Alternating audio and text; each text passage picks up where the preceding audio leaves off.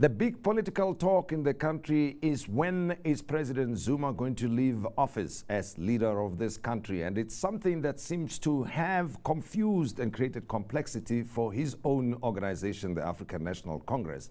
And the president of the party, Cyril Ramaphosa, is negotiating with him to leave, and to do so without humiliation. But then, majority of South Africans, it appears, would like to have seen the back of the president days ago. As we speak, the State of the Nation address has been postponed, and it has never happened since 1994. And it is one important ritual on the political calendar of the country. But there we are, it has happened.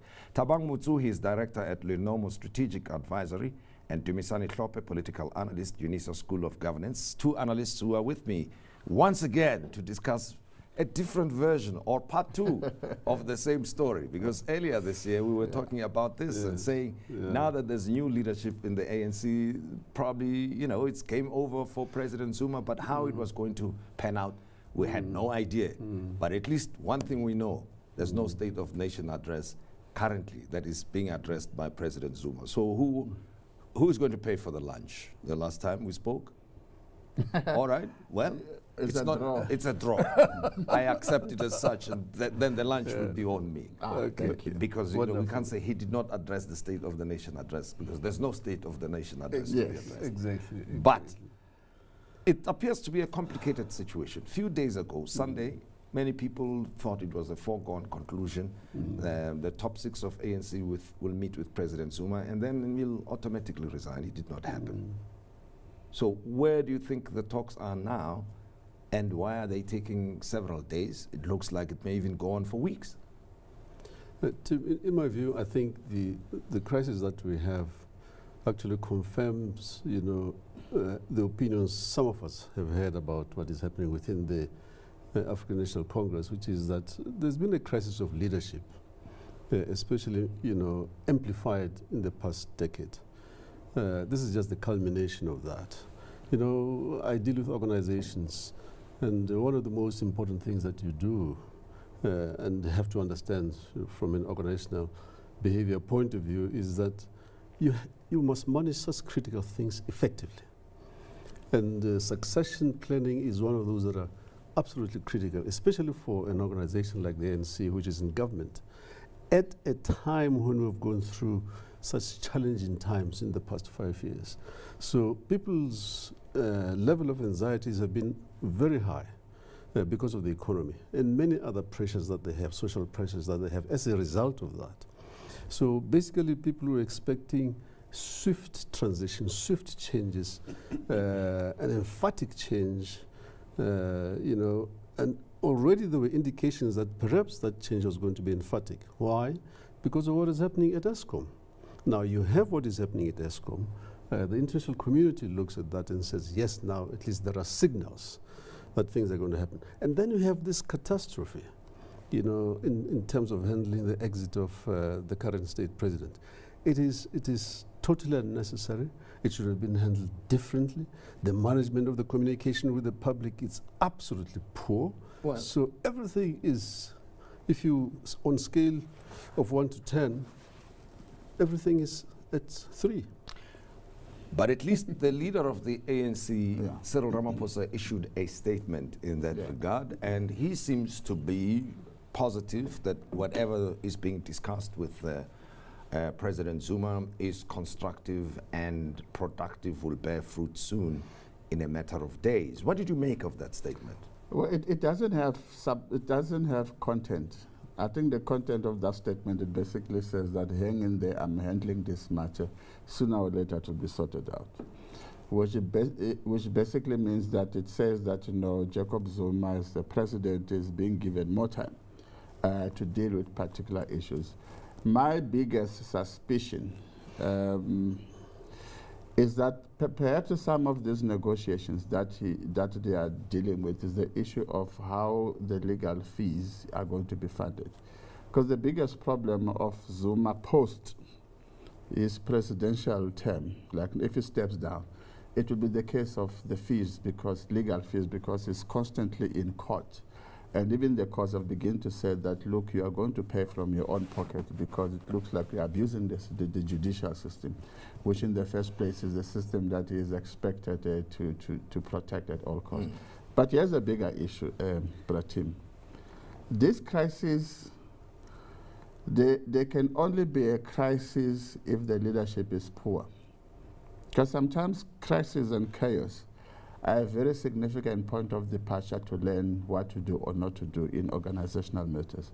So if the ANC leadership is wise enough, they are going to use this matter to determine how to move forward in terms of managing the relationship between the organization, which is the ANC, and the deployees of the ANC in government.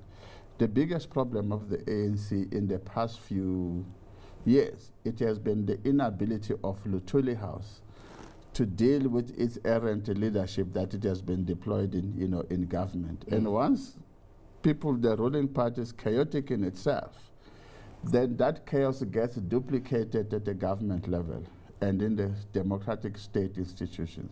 So the chaos in the ANC, which you can track it from the ANC's inability to deal with issues of Nkandla, of state capture, and all those chaotic issues where people in government became larger than the organization. Now that chaos, we are now bearing the brunt of all of it now as a society. But you know, this leads to the view held by those who follow these things closely and who may know President Zuma personally, that he's a great chess master, and he's playing everybody. I mean, he told the top six to go home on Sunday, and this matter that he should leave was discussed even by the National Working Committee of the ANC, from what we learn, and the NEC itself previously had discussed this, and their meeting was postponed, and now there are these anxieties that we're talking about, and there's no conclusion on the matter. Here's where the fault has been. You see, President Zuma is what I call a political street fighter. Okay, he is very good in terms of political maneuvering from within the space of his own organizations. But once you take him out of that space and they put him through formal judicially, quasi-judicial processes, he is extremely found wanting. This is why the ANC, within the organization, they will battle to deal with him.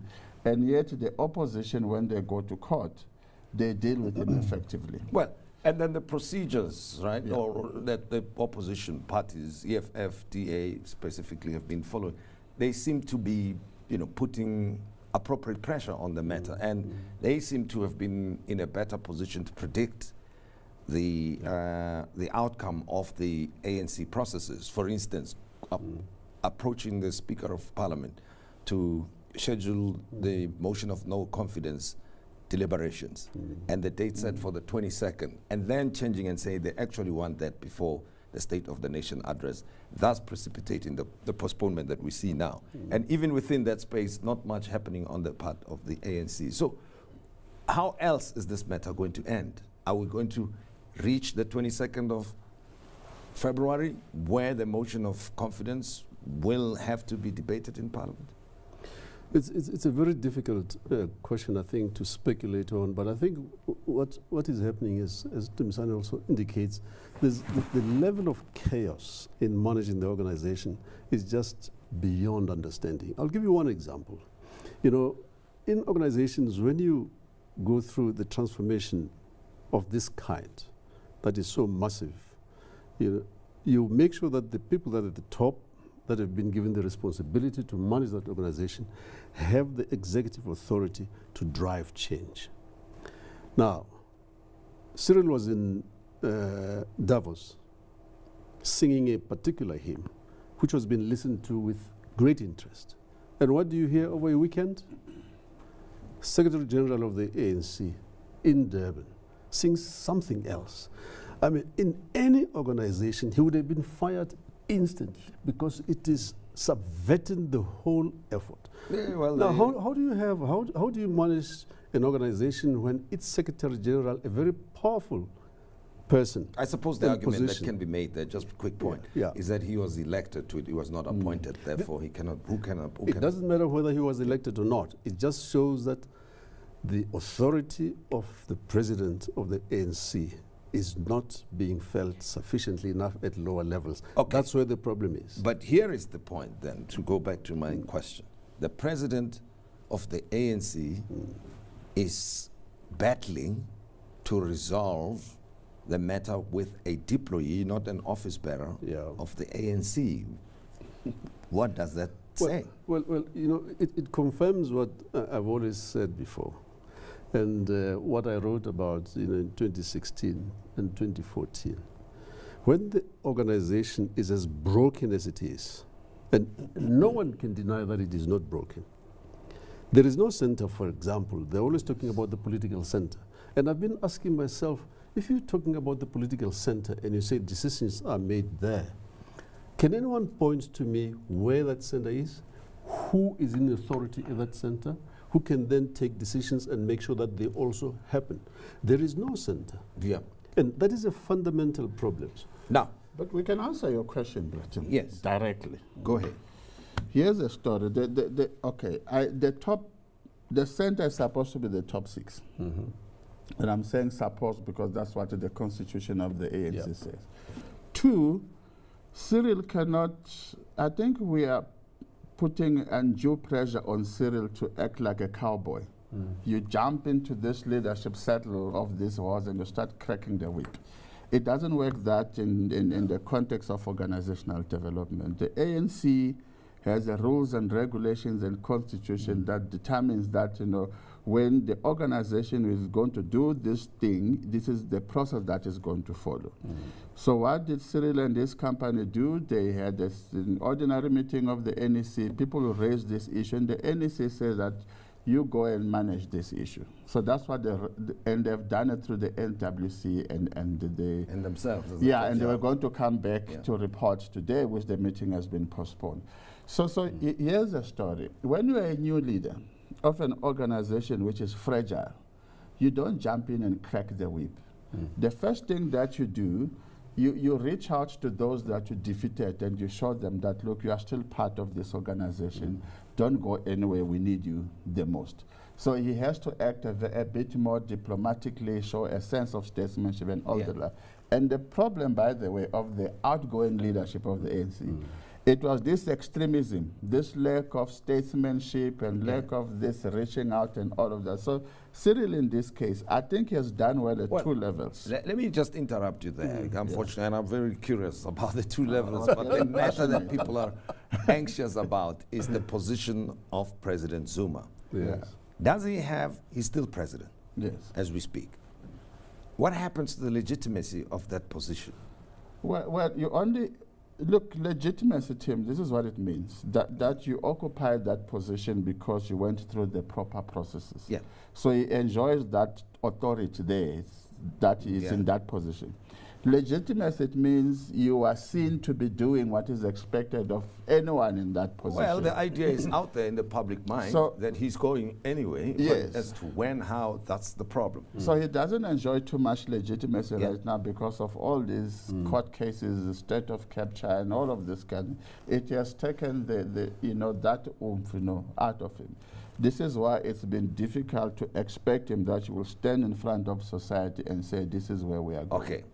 Final question, because it's a matter that's dragging on, and very briefly. Do you think that there will be a final resolution of this matter within days, within weeks? I have no doubt, Tim, that there will be a resolution. And that resolution has very few options. The president will have to resign. There is no doubt about that. Because you can see that what the ANC is trying to avoid is to push this issue into Parliament where a motion of no confidence shall be debated. That's one thing. I mean, no party will ever want to follow the motion of confidence from the opposite side. Well, it looks like we might go that direction. Absolutely, but no doubt. We never know. As they say, it will be resolved by the 17th. Okay. I'm putting a date. It will be resolved by the 17th. Before the 17th. Before the 17th. Yes. He will be, it's not whether it's going or not, it's the how part of it. Okay. Yes. Well, The anxieties are still out there in South Africa, broader South Africa, and the international community watching the political developments here in South Africa, and the leader of the ANC, who's the deputy president of the country, reassuring or trying to in his statement saying that he is on top of the game. Can you imagine this?